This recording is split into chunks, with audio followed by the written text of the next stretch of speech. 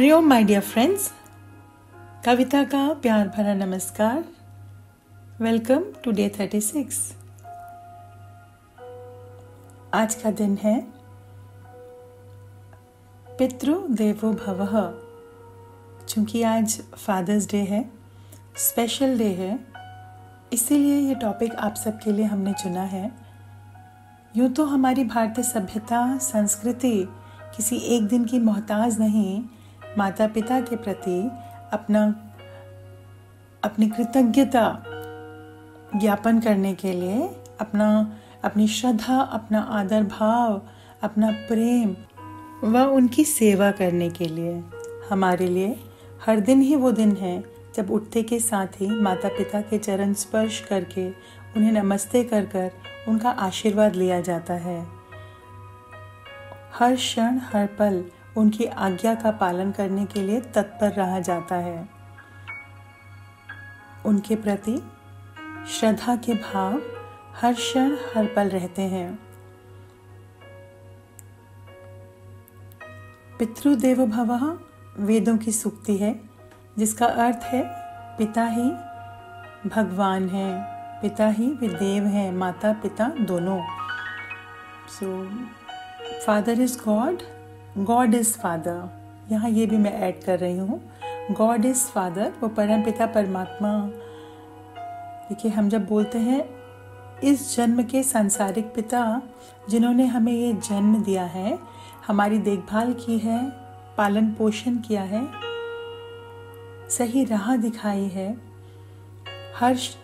हर पल जीवन के मार्ग में हमारा मार्गदर्शन किया है, ये इस एक जन्म के पिता हैं जिनके प्रति हमारा आदर भाव रहता है।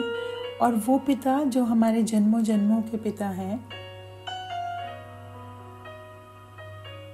उनके प्रति भी अपना आभार व्यक्त करेंगे। आज अपना प्रेम, अपना आभार व्यक्त करना चाहेंगे आज हम।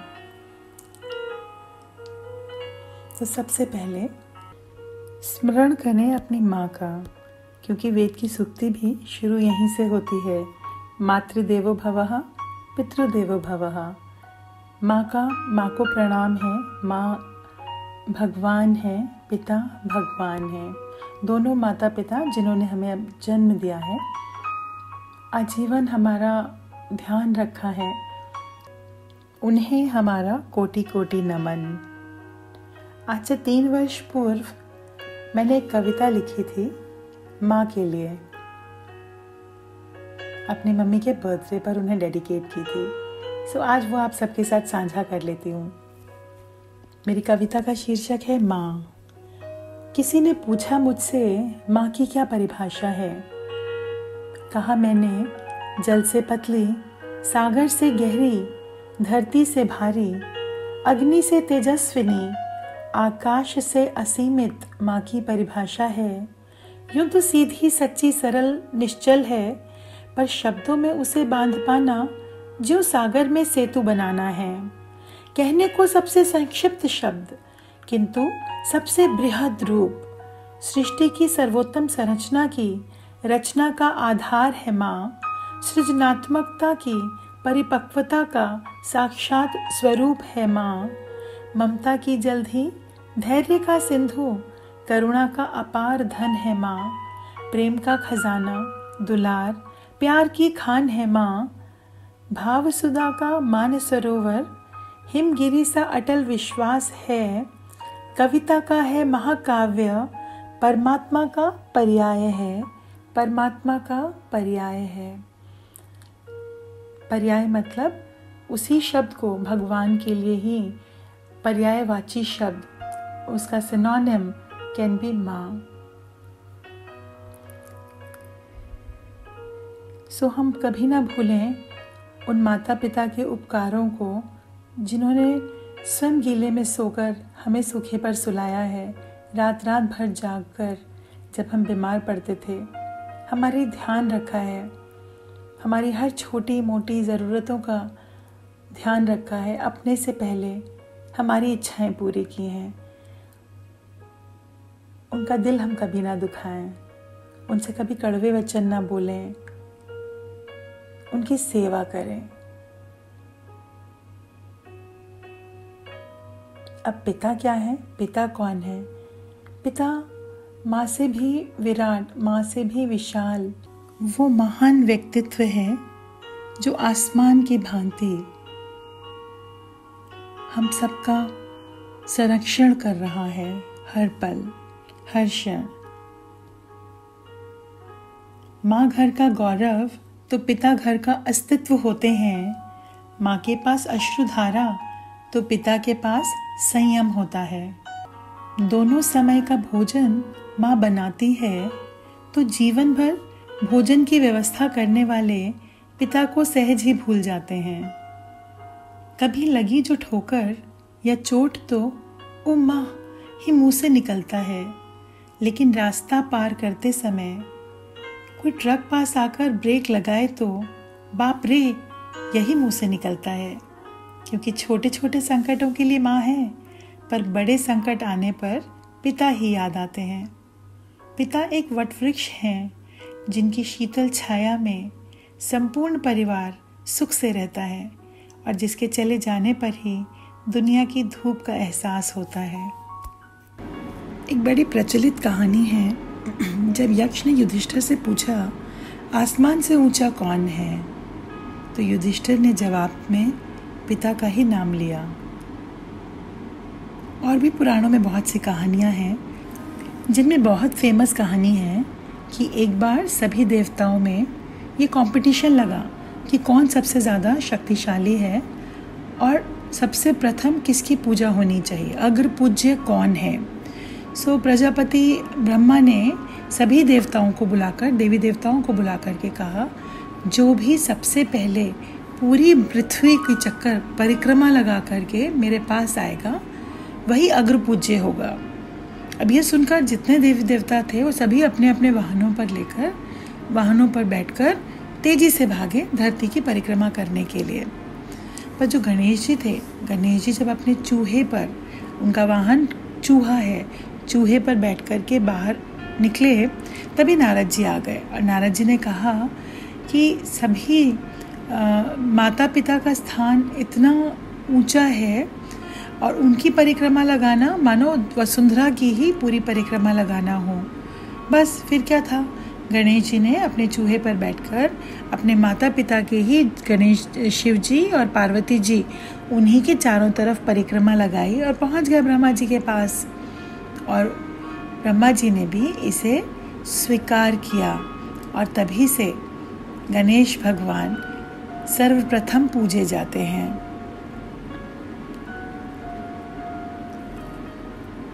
भगवान राम ने भी पिता की आज्ञा को मानकर 14 वर्ष का वनवास सहर्ष स्वीकार किया था। श्रवण कुमार की कहानी भी हम सभी जानते हैं, किस प्रकार उन्होंने संपूर्ण विश्व में माता पिता के प्रति श्रद्धा, त्याग, सेवा भाव का एक उच्च कोटि का एग्जाम्पल हम सबके आगे प्रस्तुत किया है। किंतु वर्तमान समय में स्थिति कुछ और ही है। वक्त के साथ इंसान की सोच, भावनाएं भी बदलती जा रही हैं। बढ़ते हुए वृद्धाश्रमों की संख्या हम सबको अलर्ट कर रही है कि कहाँ क्या गलती हो रही है। हम अपने परिवार में बच्चों को जन्म के साथ बहुत प्रेम करते हैं, उनका लाड प्यार करते हैं, उनके लिए बड़े से बड़ी सुविधाएं सबसे पहले देते हैं। पहले परिवारों में कई बच्चे होते थे, पर आजकल 1 या 2 बच्चा जिसे माँ बाप बहुत ही लाड से, बहुत ही प्यार से पालते हैं, उसकी बहुत पैम्परिंग भी करते हैं, उसकी हर बात में हाँ मिलाई जाती है, उसे ना सुनने की आदत ही नहीं होती। इतना लाड प्यार देने के बावजूद भी, उसकी हर मांग को पूरा करने के बाद भी वो बच्चा इस तरह का क्यों बन जाता है कि बड़ा होके अपने माँ बाप का ध्यान नहीं रख पाता, उनकी सेवा नहीं कर पाता, उनका कहना नहीं मानता, उन्हें वृद्धाश्रम में भेज देता है। तो कहीं ना कहीं जागरूक होने की आवश्यकता है कि वो क्या है जो हमने अपने बच्चों को नहीं दिया। प्रेम तो दिया, उनकी जिद तो पूरी की, पर उन्हें संस्कार देना भूल गए। माता पिता आपस में झगड़ा करते रहे, सिर्फ और पैसा कमाने की धुंध में, दूसरी चीज़ों में वे इतना उलझे रहे कि उन्होंने बच्चों के साथ जो कीमती समय व्यतीत करना चाहिए था, उन्हें जो संस्कार देने चाहिए थे, वो उन्हें नहीं दिए। आरंभ से ही छोटे बच्चों को मेड्स के भरोसे छोड़कर माँ बाप अपने काम में बिजी हो गए, घूमने चले गए, मौज मस्ती में व्यस्त रहे। फिर उन बच्चों को संस्कार कहाँ से मिलेंगे? यदि हम चाहते हैं कि हम अपने बच्चों को दिव्य बनाएं, उन्हें उत्तम संस्कार दें, हमारे घर परिवार में सुख शांति हो, तो अपने संतान को धन से नहीं, उत्तम गुणों से बड़ा कीजिए। जिस घर में पति पत्नी दोनों लड़ते झगड़ते रहते हैं, वहाँ बच्चे बहुत बिगड़ जाते हैं। जो दंपति अपने माता पिता से दुर्व्यवहार करते हैं, उनकी सेवा नहीं करते, बच्चों के सामने दूसरों की बुराई करते हैं, वे बच्चे भी वही सीखते हैं। आपका आचरण ही आपके बच्चे की सबसे बड़ी सीख है। तो पहले हम स्वयं को सही करें, मिलकर रहें, आपस में प्रेम से रहें, अच्छी किताबें पढ़ें, बच्चों को अच्छे विचार दें, अच्छे संस्कार दें। हमारे बच्चे ज्ञानी, आत्मनिर्भर व संस्कारी बने, इसके लिए हम अपनी संतान को जो सिखाना चाहते हैं, वह हम स्वयं करना शुरू कर दें। आप अपने बड़ों को मान दोगे तो आपके बच्चे भी आपको मान देंगे। आप स्वयं सादगी में रहेंगे तो आपके बच्चे भी सादगी सीखेंगे। आपकी सबसे बड़ी दौलत आपकी संतान है। अगर आप उन्हें उत्तम शिक्षा नहीं देंगे, सिर्फ धन देंगे, तो यह धन आपके बच्चों को बिगाड़ने के काम आएगा। माँ बाप अपने बच्चों को शुभ संस्कार दें, शुभ संकल्प दें, स्वयं भी ध्यान करें और उन्हें भी ध्यान कराएं। अपनी संतान का निर्माण करना आपके अपने ही हाथों में है। उनके आगे उत्तम आदर्श रखें। प्रेम, एकता, प्रसन्नता व आनंद उनके जीवन का, उनके संस्कार का हिस्सा बन सके। अपने जीवन को खुशी बनाने के लिए, सुखी बनाने के लिए बड़े बुजुर्गों को पूर्ण सम्मान देकर फिर से संयुक्त प्रणाली को स्थान दें। मिलजुल कर प्रेम व शांति से जीवन जिएं और अपने इस मनुष्य जन्म को उत्कृष्ट बनाएं। वह उस असीम को हम पा पाएं, उस परम पिता परमात्मा को, जगत के पिता को जान पाएं। तो चलिए चलते हैं उस आनंदमयी आत्मा की यात्रा में और देखते हैं अपने इस जीवन के कंप्लीट साइकिल को। कैसे हम एक छोटे से बालक बनकर आए थे, जब न बोलना आता था, न चलना आता था, न मुंह में दांत थे। किस प्रकार माता पिता के लालन पालन से, उनके स्नेह से ये जीवन परिपूर्ण हुआ। फिर कब बाल्यावस्था से युवावस्था, युवावस्था से प्रौढ़ावस्था,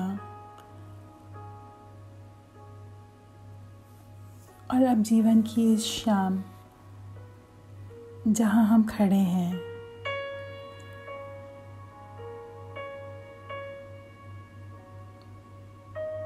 जाने इस जीवन को, इस जीवन के रहस्य को। ये तो पहला जन्म नहीं, ऐसे कितने ही जीवन के साइकिल हमने पूरे किए होंगे। कितनी बार आए होंगे, कितनी बार जन्म लिया, कितनी बार मर गए। अब ये जो मौका मिला है, इस जन्म को यूं ही ना गवा दें। इस आवागमन के चक्र से मुक्त हो जाएं, मुक्ति को पा पाएं, उस परम आनंद की अनुभूति कर पाएं। जन्मों जन्मों का जो हमारा पिता है, उसे याद कर लें, पकड़ लें एक बार फिर उसकी उंगली।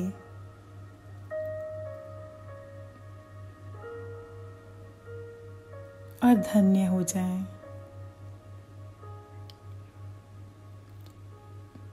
Close your eyes, my dear friends. and feel this divine connection, this divine union.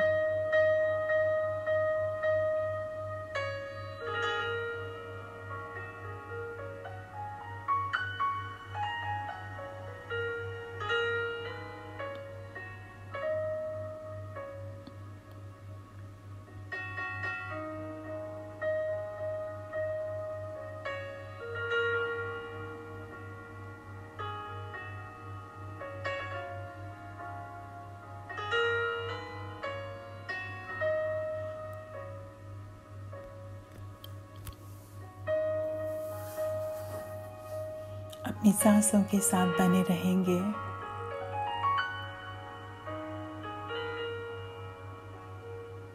जो उस परमपिता परमात्मा का सबसे बहुमूल्य उपहार है हमारे जीवन में, जिसने हमें जन्म दिया, जिसने ये श्वासें दी, उसको कोटि कोटि नमन, बार बार धन्यवाद।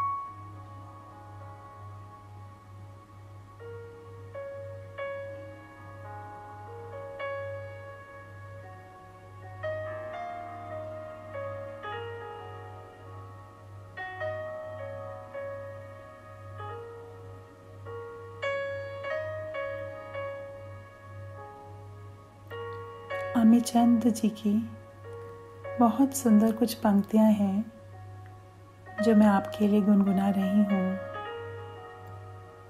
इस भाव को महसूस करते हुए अपनी सांसों के साथ बने रहकर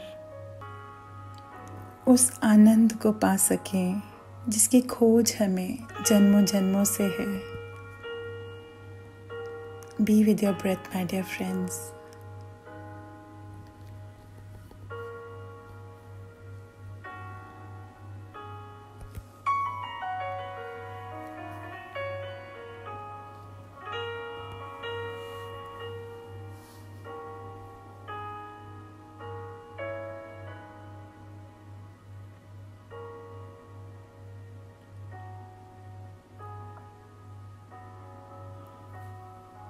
जय जय पिता परम आनंद दाता,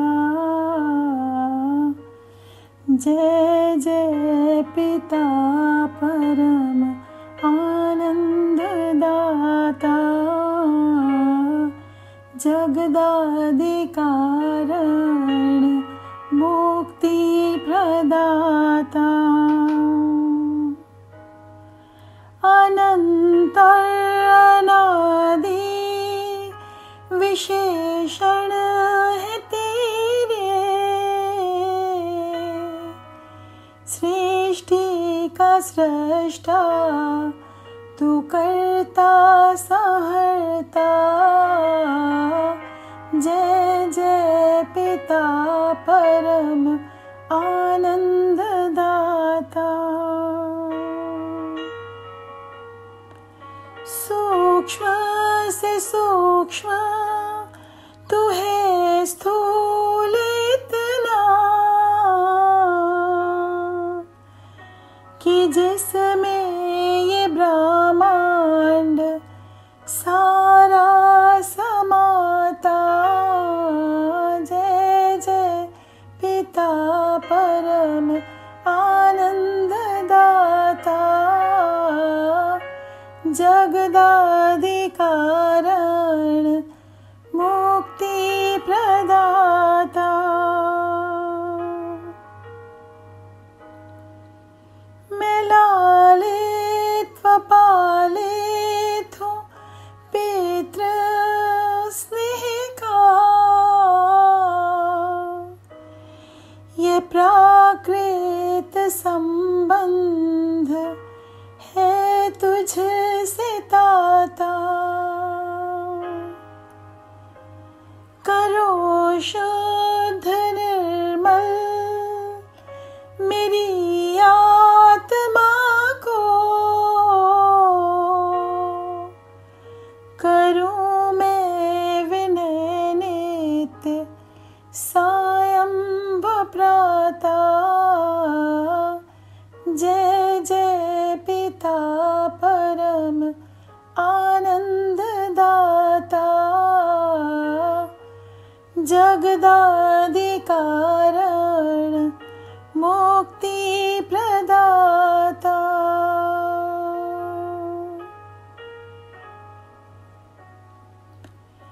मिटाओ मेरे भय आवागमन के,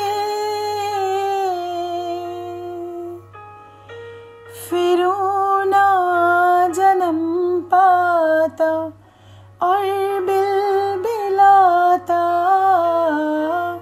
जय जय पिता परम आनंद दाता, बिना तेरे है कौन दीनन का बंधु, कि जिसको मैं अपनी अवस्था सुनाता। जय जय पिता परम आनंद दाता,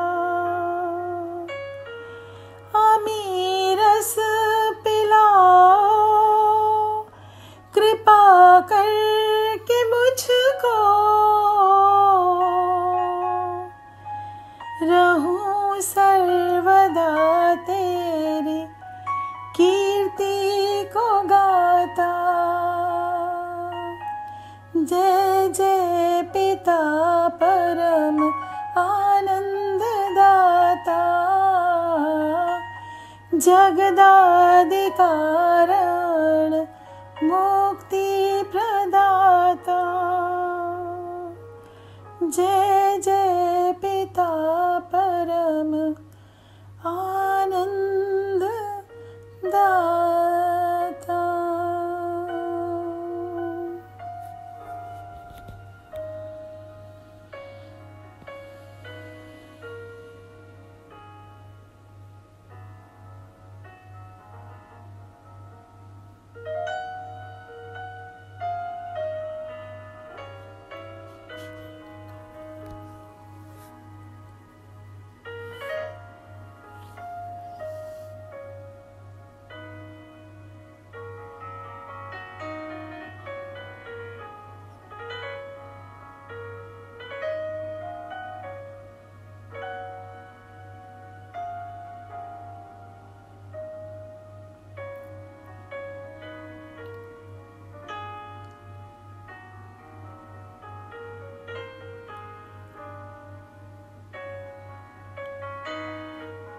अश्रुधाराओं की श्रद्धा सुमन बहने दीजिए आज। महसूस कीजिए उस दिव्य प्रेम को, इन जन्मों जन्मों के साथी को।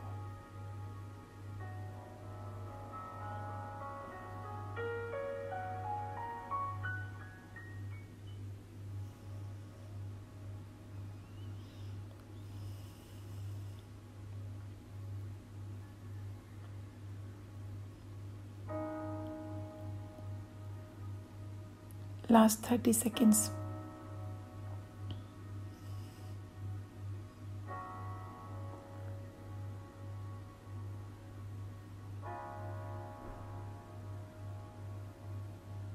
Three,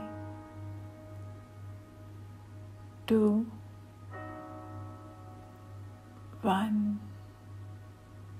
If you want, you can keep your eyes closed and take your time to open your eyes.